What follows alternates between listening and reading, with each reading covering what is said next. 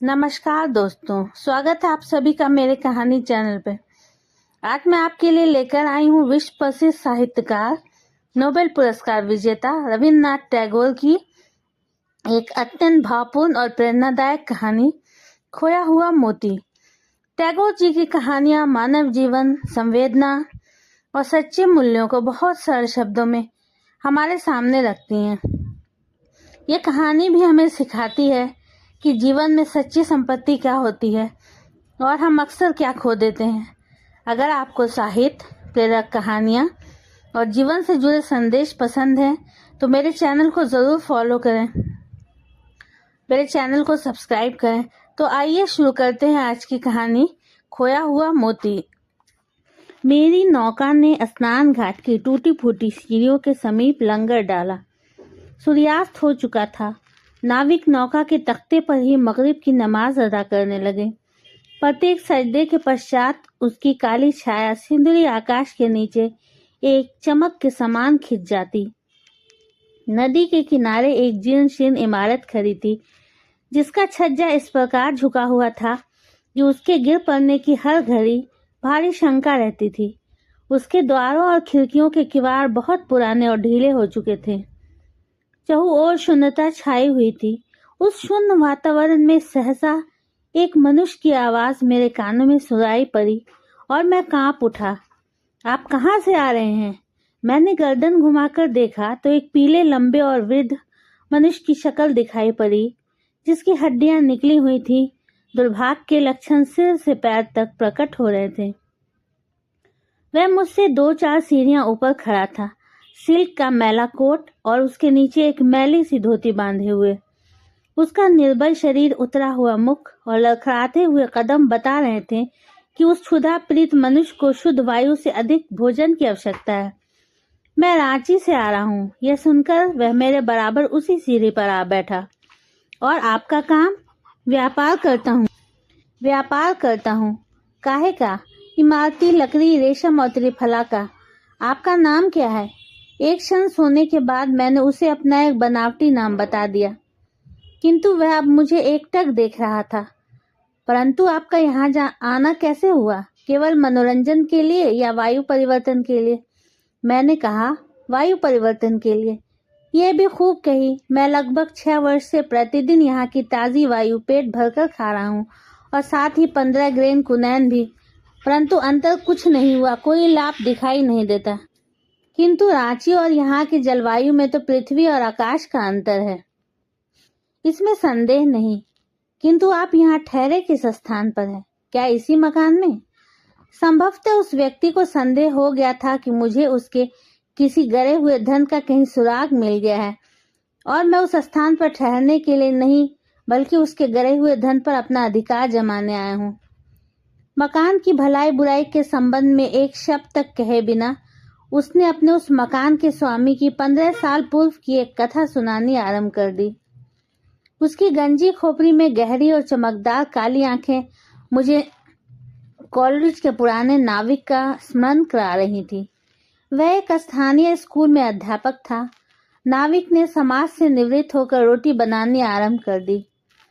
सूर्यास्त होने के समय आकाश के सिंदूरी रंग पर अधिकार जमाने वाली अंधेरी में वह खंडहर भव एक विचित्र सा भयावह दृश्य प्रदर्शित कर रहा था।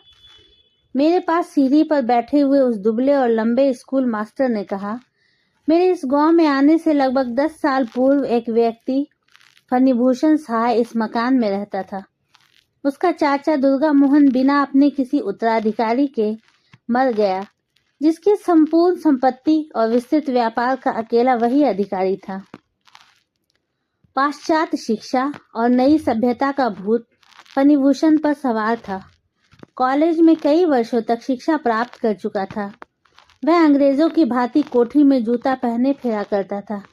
यह कहने की आवश्यकता नहीं कि ये लोग उसके साथ कोई व्यापारिक रियायत देने के रवादार न थे। वे भली भांति जानते थे कि फणिभूषण आखिर को नए बंगाल की वायु में सांस ले रहा है।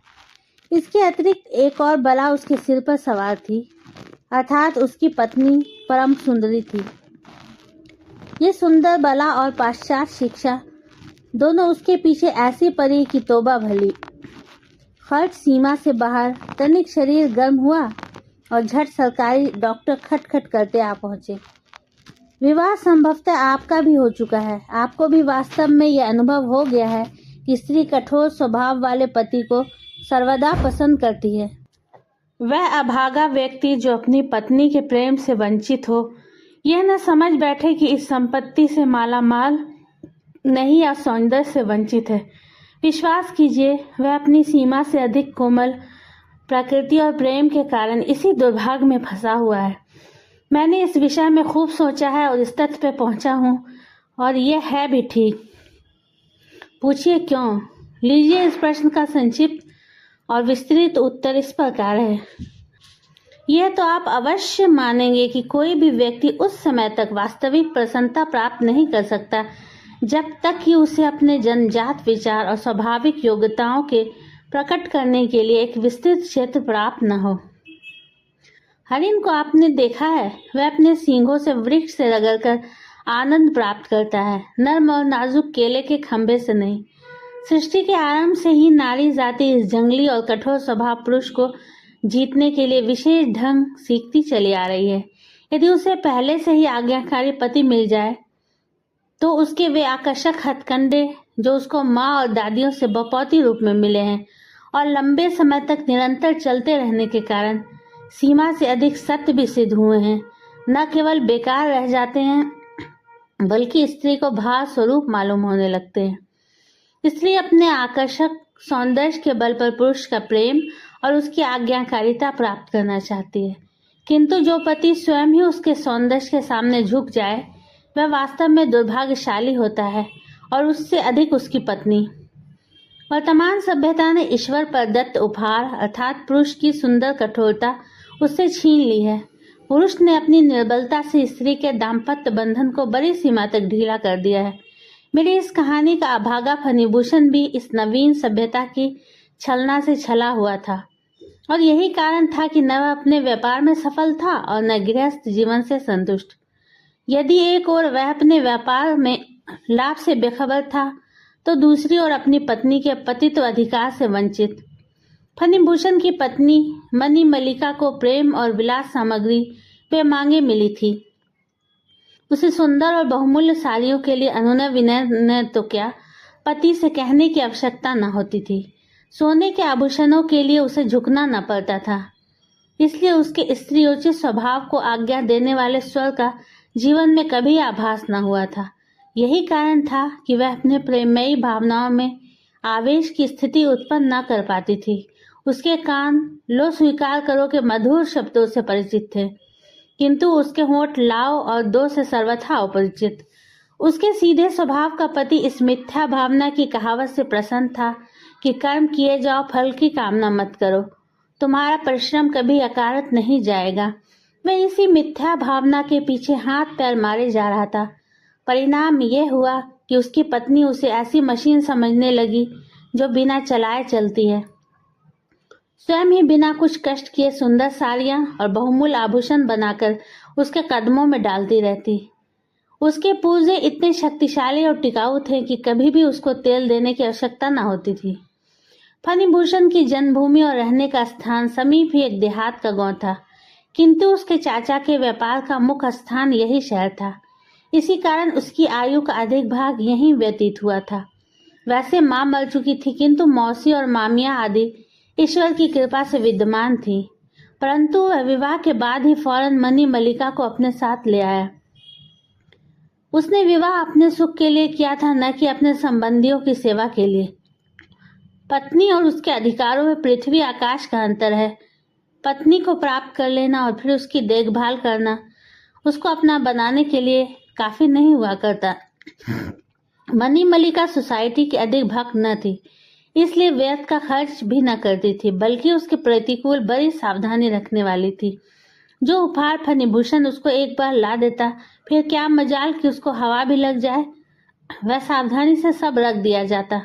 कभी ऐसा नहीं देखा गया कि किसी पड़ोसिन को उसने भोजन पर बुलाया हो। वह उपहार या भेंट लेने देने के पक्ष में भी न थी। सबसे अधिक आश्चर्य की बात यह थी कि 24 साल की आयु में भी मणिमल्लिका 14 वर्ष की सुंदर युवती दिखाई देती थी। ऐसा प्रतीत होता मानो उसका रूप लावण्य केवल अस्थायी ही नहीं बल्कि चिर अस्थायी रहने वाला है। मणिमल्लिका के पार्श्व में हृदय न था, बर्फ का टुकड़ा था जिस पर प्रेम की तनिक भी तपन न पहुंचती थी। फिर वह पिघलता क्यों और उसका यौवन ढलता किस प्रकार? जो वृक्ष पत्तों से लदा होता है प्राय फल से वंचित रहता है। मणिमल्लिका का सौंदर्य भी फलहीन था। वह संतानहीन थी, रख रखाव और व्यक्तिगत देखरेख भी करती तो काहे की। उसका सारा ध्यान अपने आभूषणों पर ही केंद्रित था। संतान होती तो वसंत की मीठी मीठी धूप की बातें उसके बर्फ के हृदय को पिघलाती और वह निर्मल जल उसके दाम्पत्य जीवन के मुरझाए हुए वृक्ष को हरा कर देता। मणिमल्लिका गृहस्थ के काम काज और परिश्रम से भी न कतराती थी। जो काम वह स्वयं कर सकती उसका पारिश्रमिक देना उसे खलता था। दूसरों के कष्ट का न उसे ध्यान था और न नाते रिश्तेदारों की चिंता। उसको अपने काम से काम था। इस शांत जीवन के कारण वह स्वस्थ और सुखी थी। न कभी चिंता होती न कोई कष्ट। प्राय पति इसे संतोष तो क्या सौभाग्य समझेंगे, क्योंकि जो पत्नी हर समय फरमाइशें लेकर पति की छाती पर चढ़ती रहे वह सारे गृहस्थ के लिए एक रोग सिद्ध होती है। कम से कम मेरी तो यही सम्मति है कि सीमा से बढ़ा हुआ प्रेम पत्नी के लिए संभवतः गौरव की बात हो, किंतु पति के लिए एक विपत्ति से कम। सोचिए तो सही कि क्या पुरुष का यही काम रह गया है कि वह हर समय यही तोलता जोखता रहे कि उसकी पत्नी उसे कितना चाहती है। मेरा तो यह दृष्टिकोण है कि गृहस्थ का जीवन उस समय अच्छा व्यतीत होता है जब पति अपना काम करे और पत्नी अपना। स्त्री का सौंदर्य और प्रेम यानी तिरिया चरित्र पुरुष की बुद्धि से परे की चीज है, किंतु स्त्री पुरुष के प्रेम के उतार चढ़ाव और उसके न्यूनाधिक अंतर को गंभीर दृष्टि से देखती रहती है।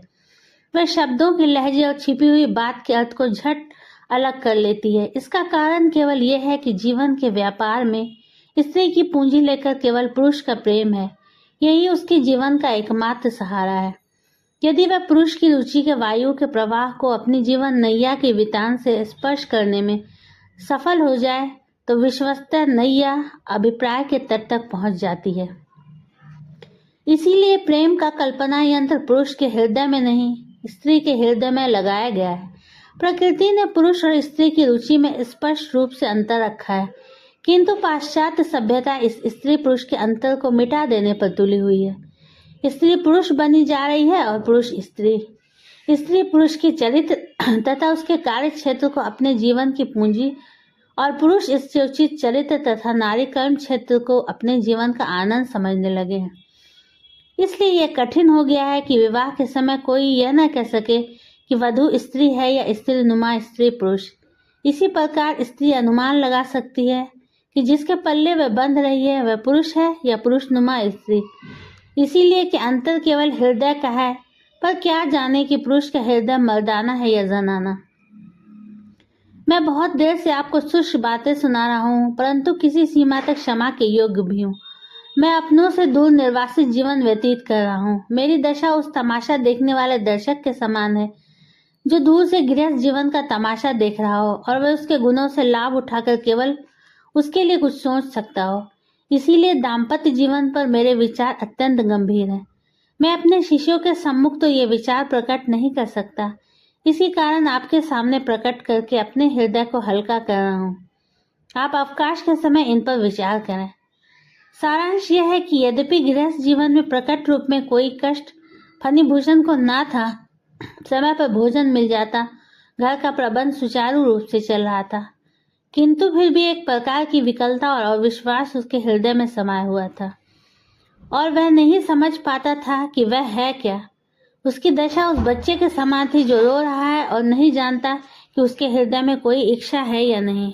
अपनी जीवन संगनी के हृदय के स्नेह रिक्त स्थान को न सुनहरे और मूल्यवान आभूषणों तथा इसी प्रकार के अन्य उपहारों से भर देना चाहता था। उसका चाचा दुर्गा मोहन दूसरी तरह का व्यक्ति था। वह अपने पति के प्रेम को किसी भी मूल्य पर क्रय करने के पक्ष में न था और न ही वह प्रेम के विषय में चिड़चिड़े स्वभाव का था। फिर भी अपनी जीवन संगनी के प्रेम की प्राप्ति के लिए भाग्यशाली था। जिस प्रकार एक सफल दुकानदार को कहीं तक बेलिहाज होना आवश्यक है, ठीक उसी प्रकार एक सफल पति बनने के लिए पुरुष को कहीं तक कठोर स्वभाव बन जाना भी अति आवश्यक है। सानुरोध आपको मैं ये सीख देता हूँ। ठीक उसी प्रकार गीदड़ों की चीख पुकार जंगल में सुनाई दी। ऐसा ज्ञान होता था कि या तो वे उस स्कूल के अध्यापक के दाम्पत्य जीवन के मनोविज्ञान पर घिनौना परिहास कर रहे हैं, या फणिभूषण की कहानी के प्रवाह को कुछ क्षणों के लिए उस चीख पुकार से रोक देना चाहते हैं। फिर भी बहुत जल्दी वह चीख पुकार रुक गई और पहले से भी गहन अंधेरी और शून्यता वायुमंडल पर छा गई। किंतु स्कूल के अध्यापक ने पुनः कथा आरंभ की। सहसा फणिभूषण के बड़े व्यवसाय में शिक्षाप्रद अवनति दृष्टिगोचर हुई। यह क्यों हुआ, इसका उत्तर मेरी बुद्धि से परे है।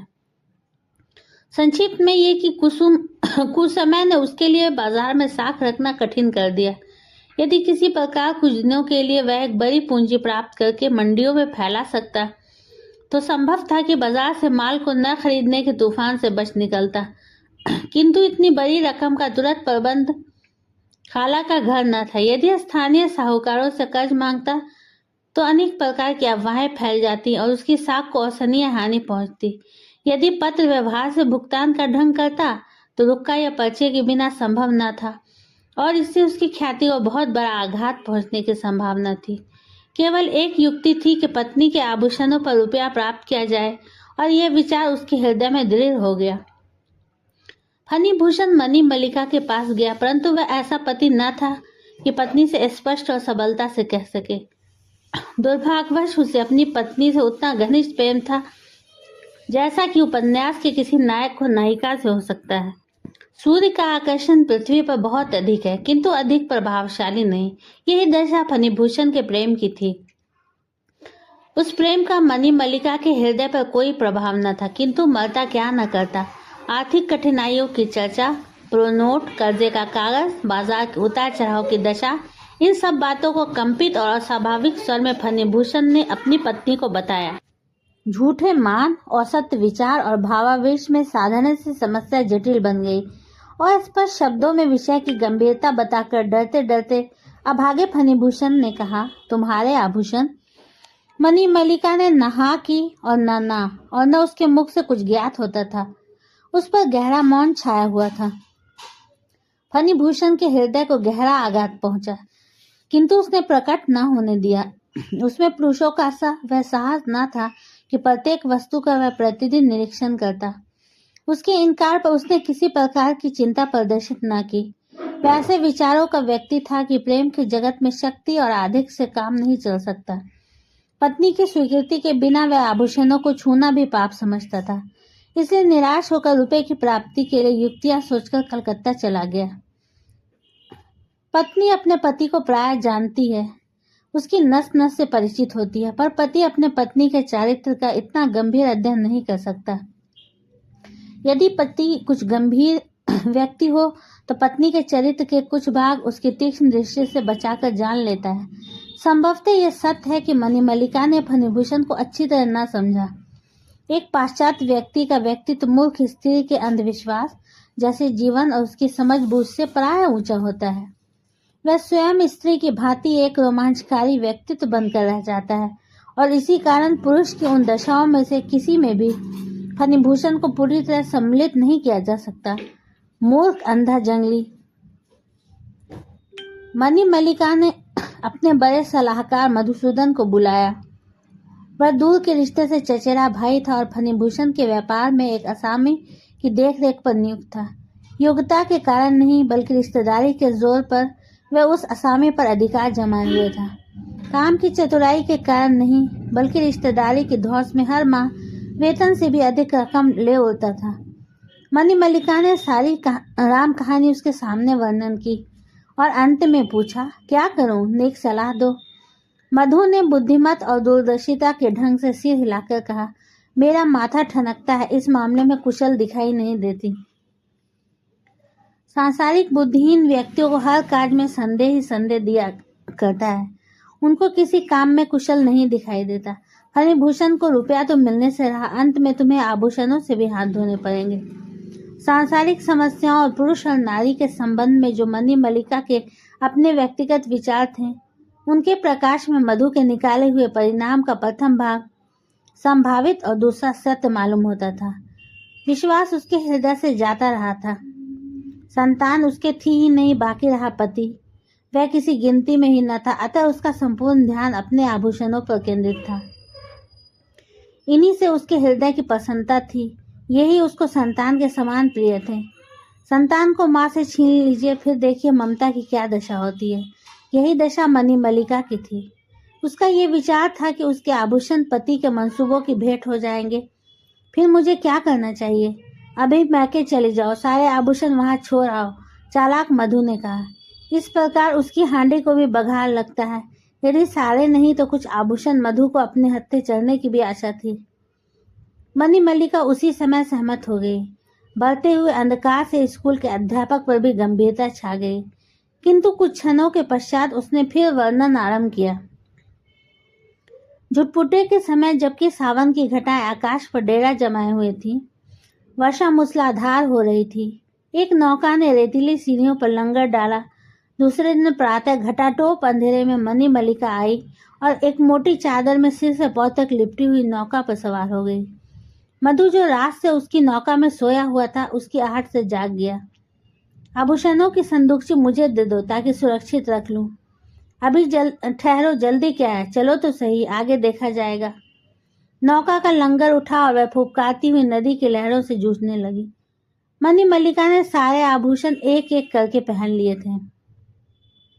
संदूक में बंद करके ले जाना और सुरक्षित मालूम होता था।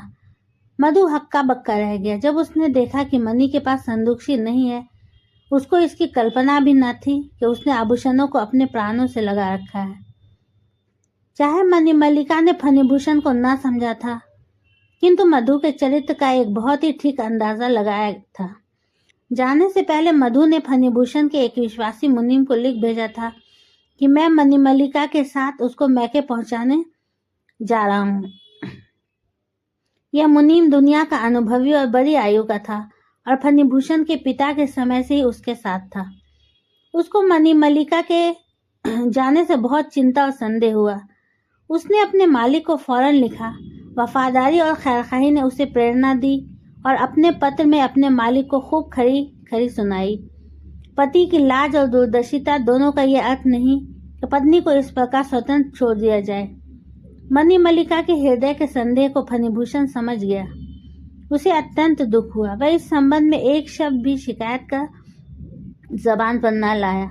अपमान और कष्ट सहे, किंतु उसने मणिमल्लिका पर कोई दबाव न डाला, उचित न समझा। किंतु फिर भी इतना अविश्वास। वर्षों से वह मेरे एकांत की और सांसारिक साथी रही है। आश्चर्य है कि उसने मुझे तनिक भी न समझा। इस मौके पर कोई और होता तो क्रोधावेश में न जाने क्या कर बैठता, किंतु फणिभूषण मौन था और दुख प्रकट करके मणिमल्लिका को दुखित करना उचित न समझता था। पुरुष को चाहिए कि वह दावाल नल की भांति जरा जरा सी बात पर भड़क जाए, जिस प्रकार स्त्री सावन के बादलों की बात बात पर आंसुओं की झड़ी लगा देती है। किंतु अब वह पहले से दिन कहाँ। फणिभूषण ने मणिमल्लिका को उसकी अनुपस्थिति में बिना सूचना दिए जाने के विषय में कोई डांट फटकार का पत्र न भेजा, बल्कि यह निश्चय कर लिया कि मरते दम तक उसके आभूषणों का नाम जबान पर न लाएगा। रुपए की वसूली में फणिभूषण सफल हो गया। उसके व्यापारिक रास्ते खुल गए। 10 दिन के पश्चात वह अपने घर को वापस चला, इस विचार को लिए हुए कि आभूषण मैके में छोड़कर मणिमल्लिका घर को वापस आ गई होगी। 10 दिन पहले का तुच्छ और सफल प्रश्न का उत्तर जब मस्तानी चाल से घर में कदम रखेगा और पत्नी की दृष्टि उसकी सफलता से दमकते हुए मुख पर पड़ेगी, तो वह अपने इनकार पर स्वयं लज्जित होगी और अपनी नादानी पर पश्चाताप प्रकट करेगी। इन विचारों में मगन फणिभूषण शयन कक्ष में पहुंचा, परंतु द्वार पर ताला लगा हुआ था। ताला तुड़वाकर अंदर घुसा तो तिजोरी के किवाड़ खुले पड़े थे। इस आघात से वह लड़खड़ा गया। शुभ चिंता और प्रेम, उस समय उसके पास निरर्थक और अस्पष्ट शब्द थे। सोने का पिंजरा, जिसकी प्रत्येक सुनहरी तीली को उसने अपने प्राण और आन का मूल देकर प्राप्त किया था, टूट चुका था और खाली पड़ा था। वह अब दिवालिया था और सिवाय गहरी उसास, आंसू और हृदय की टीस के अतिरिक्त उसके पास कुछ न था। मणिमल्लिका को बुलाने का ध्यान भी उसके हृदय में न आया। उसने ये निश्चय कर लिया कि वह अब चाहे आए या न आए, किंतु वृद्ध मुनीम इस निश्चय के विरुद्ध था। वह अनुरोध कर रहा था कि कम से कम कुशल क्षेम अवश्य मांगनी चाहिए। इतनी देरी का कोई कारण समझ में नहीं आता। उसके अनुरोध से विवश होकर मणिमल्लिका के मैके को आदमी भेजा, किंतु वह ये अशुभ समाचार लाया, न यहाँ मणिमल्लिका आई है न मधु। ये सुना तो पांव तले जमीन निकल गई। नदी पार आदमी दौड़ाए गए, खोज और प्रयत्न में किसी प्रकार की कमी न रखी, किंतु पता न चला। ये भी मालूम न हो सका कि नौका किस दिशा में गई है और नौका का नाविक कौन था। निराश फणिभूषण हृदय महसूस कर बैठ गया। कृष्ण जन्माष्टमी की संध्या थी, वर्षा हो रही थी। फणिभूषण शयन कक्ष में अकेला था। गांव में एक व्यक्ति भी बाकी न था। जन्माष्टमी के मेले ने गांव का गांव सुना कर दिया था। मेले की चहल पहल और महाभारत के नाटक के शौक ने बच्चे से लेकर बूढ़े तक को खींच लिया था। शयन कक्ष की खिड़की का एक किवाड़ बंद था। फणिभूषण दीन दुनिया से बेखबर बैठा था। संध्या का झुटपुटा रात्रि के गहन अंधेरे में परिवर्तित हो गया, किंतु इस भयावने अंधेरे, मूसलाधार वर्षा और ठंडी वायु का उसको ध्यान भी न था। दूर से गाने की मधुर ध्वनि से उसकी श्रवण शक्ति सर्वथा बेसुध थी। दीवार पर विष्णु और लक्ष्मी के चित्र लगे हुए थे। फर्श साफ था और प्रत्येक वस्तु उपयुक्त स्थान पर रखी हुई थी। पलंग के समीप एक खूंटी पर एक सुंदर और आकर्षक साड़ी लटकी हुई थी। सिरहाने पर एक छोटी सी मेज पर पान का बीड़ा स्वयं मणिमल्लिका के हाथ का बना हुआ रखा रखा सूख चुका था। विभिन्न वस्तुएं सलीके से अपने अपने स्थान पर रखी हुई थी। एक ताक में मणिमल्लिका का प्रिय लैंप रखा हुआ था, जिसको वह अपने हाथ से प्रकाशित किया करती थी और जो उसकी अंतिम विदाई का स्मरण करा रहा था। मणि की स्मृति में इन संपूर्ण वस्तुओं का मौन रुंदन उस कमरे को कामना का शोक स्थल बनाए हुए था। फणिभूषण का हृदय स्वतः कह रहा था, प्यारी मणि, आओ और अपने प्राणमय सौंदर्य से इन सब में प्राण फूंक दो। कहीं आधी रात के लगभग जाकर बूंदों की तरतर थमी, किंतु फणिभूषण उसी विचार में खोया बैठा था। अंधेरी रात के असीमित धुंधले वायुमंडल पर मृत्यु की राजधानी का सिक्का चल रहा था। फणिभूषण की दुखित आत्मा का रुंग स्वर इतना पीड़ामय था कि यदि मृत्यु की नींद सोने वाली मणिमल्लिका भी सुन पाए तो एक बार नेत्र खोल दे और अपने सोने के आभूषण पहने हुए उस अंधेरे में ऐसी प्रकट हो जैसे कसौटी के कठोर पत्थर पर किंचित सुनहरी रेखा। सहसा फणिभूषण के कान में किसी के पैरों की आहट सुनाई दी। ऐसा मालूम होता था कि नदी तट से वह घर की ओर वापस आ रही है। नदी की काली लहरें रात की अंधेरी में मालूम न होती थी। आकाश की प्रसन्नता ने उसे जीवित कर दिया। उसके नेत्र चमक उठे। उसने अंधकार के पर्दे को फाड़ना चाहा, किंतु व्यर्थ। जितना अधिक वह नेत्र फाड़कर देखता था, अंधकार के पर्दे और अधिक गहन होते जाते थे और यह मालूम होता था कि प्रकृति इस भयावनी अंधेरी में मनुष्य के हस्तक्षेप के विरुद्ध विद्रोह कर रही है।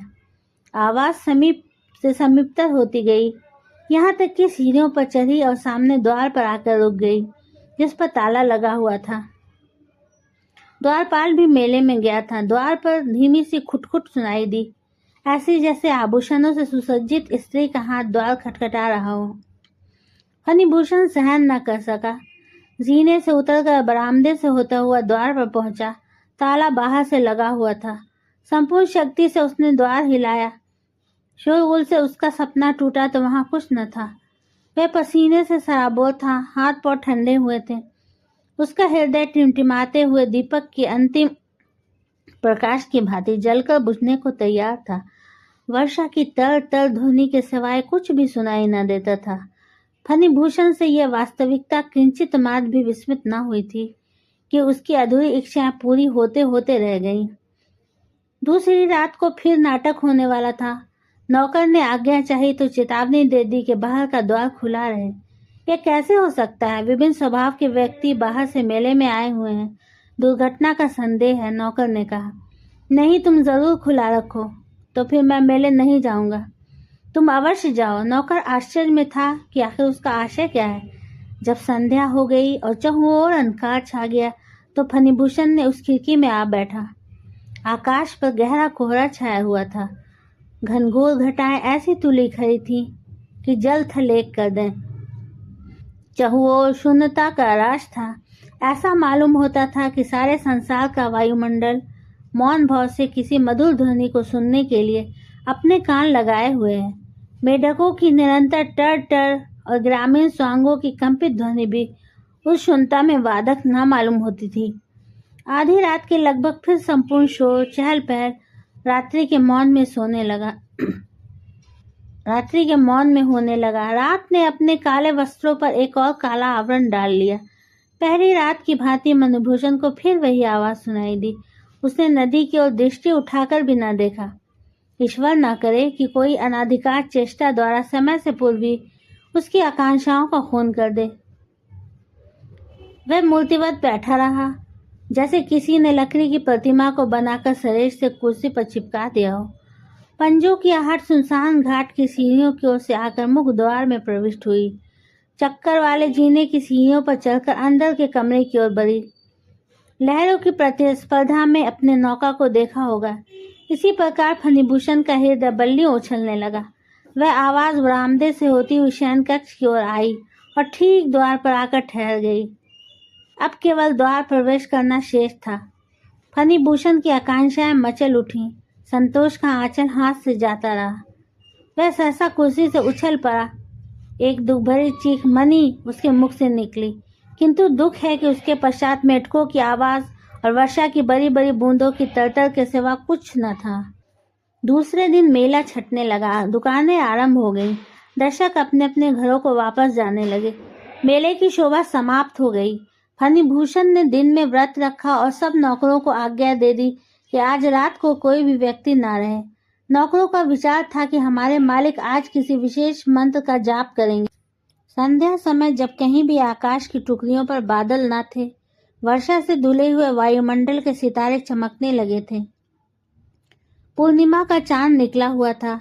वायु भी मंद मंद बह रही थी और मेले से लौटे हुए दर्शक अपनी थकान उतार रहे थे।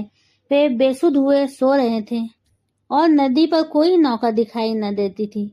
फणिभूषण उसी खिड़की में आ बैठा और तकिए से सिर लगाकर आकाश की ओर ध्यान से देखने लगा। उसको उस समय वह समय याद आया जब वह कॉलेज में शिक्षा प्राप्त कर रहा था। संध्या समय चौक में लेटकर अपनी भुजा पर सिर रखकर झिलमिलाते हुए सितारों को देखकर मणिमल्लिका की सुंदर कल्पना में खो जाया करता था। उन दिनों कुछ समय का विछोह मिलन की आशाओं को अपने आंचल में लिए हुए बहुत ही प्रिय मालूम हुआ करता था, परंतु वह सब कुछ अब स्वप्न मालूम होता था। सितारे आकाश से ओझल होने लगे। अंधकार ने दाएं बाएं और नीचे ऊपर सब ओर से पर्दे डालना आरंभ कर दिया और ये पर्दे आंख की पलकों की भांति परस्पर मिल गए। संसार स्वप्नमय हो गया, किंतु आज फणिभूषण पर एक विशेष प्रकार का प्रभाव सा था। वह अनुभव कर रहा था कि उसकी आशाओं के पूर्ण होने का समय समीप है। पिछली रातों की भांति किसी के पांव की आहट फिर स्नान घाट की सीढ़ियों पर चढ़ने लगी। फणिभूषण ने आंख बंद कर ली और विचारों में निमग्न हो गया। पांव की आहट मुख द्वार से प्रविष्ट होकर संपूर्ण मकान में होती हुई शयन कक्ष के द्वार पर आकर विलीन हो गई।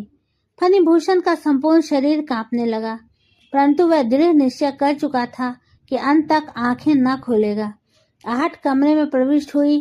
खूंटी पर की साड़ी, ताक के लैंप, खुले हुए पानदान और अन्य वस्तुओं के पास थोड़ी थोड़ी देर ठहरी और अंत में फणिभूषण की कुर्सी की ओर बढ़ी। अब फणिभूषण ने आंखें खोल दी। धीमी धीमी चांदनी खिड़की से आ रही थी। उसकी दृष्टि के सामने एक ढांचा, एक हड्डियों का पंजर खड़ा था। उसके रोम रोम में छल, कलाइयों में करे, गले में माला, सारांश ये कि प्रत्येक जोड़ जराव आभूषणों से दमक रहा था। संपूर्ण आभूषण ढीले होने के कारण निकले पड़ते थे।